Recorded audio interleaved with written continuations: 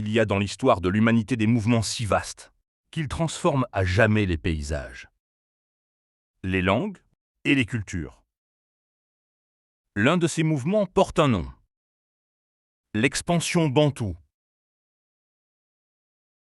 Les recherches menées par Joseph Greenberg, Ian Vansina, J. Desmond Clark et synthétisées par l'UNESCO montrent qu'entre environ 3000 et 1000 avant notre ère, des populations parlant des langues bantoues commencent à se déplacer depuis la région du Cameroun et du Nigeria actuel.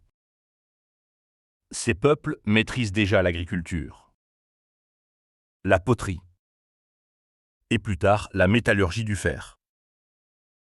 Ils ne fuient pas. Ils explorent, cultivent, s'installent. Leur expansion est lente, progressive, humaine. En avançant vers l'est et le sud, les Bantous s'adaptent aux forêts équatoriales, aux savanes, aux zones lacustres.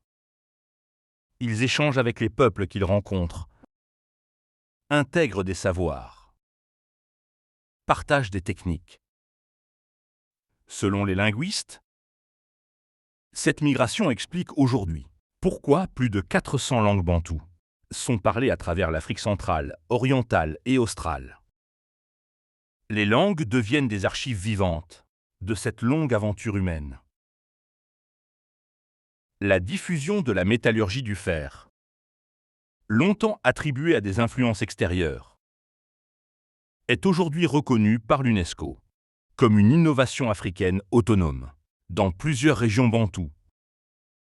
Pendant longtemps, on a cru que l'Afrique était entrée tardivement dans l'histoire. Mais les chercheurs de l'UNESCO nous racontent une toute autre vérité. Avant l'écriture, l'Afrique parlait déjà. Par l'oralité, les mythes, les généalogies, les récits transmis par les anciens. Comme le rappelle Amadou Hampâté-Bâ, quand un vieillard meurt, c'est une bibliothèque qui brûle. Dans certaines régions, comme la vallée du Nil, la Nubie, l'Éthiopie, des formes d'écriture apparaissent très tôt. Elles coexistent avec l'oralité, sans jamais l'effacer. Le passage à l'histoire écrite ne marque pas une rupture, mais une continuité. Les royaumes africains héritent directement des innovations préhistoriques et protohistoriques. Agriculture, artisanat, organisation sociale. C'est ainsi que naissent les grandes civilisations africaines historiques que nous explorerons dans les prochains volumes. Égypte, Nubie, Ghana, Mali, Songhai et bien d'autres. Ce volume 1 nous rappelle une chose essentielle. L'Afrique n'a jamais été hors de l'histoire. Elle en est l'un des commencements. Merci d'avoir voyagé avec moi à travers ses origines profondes.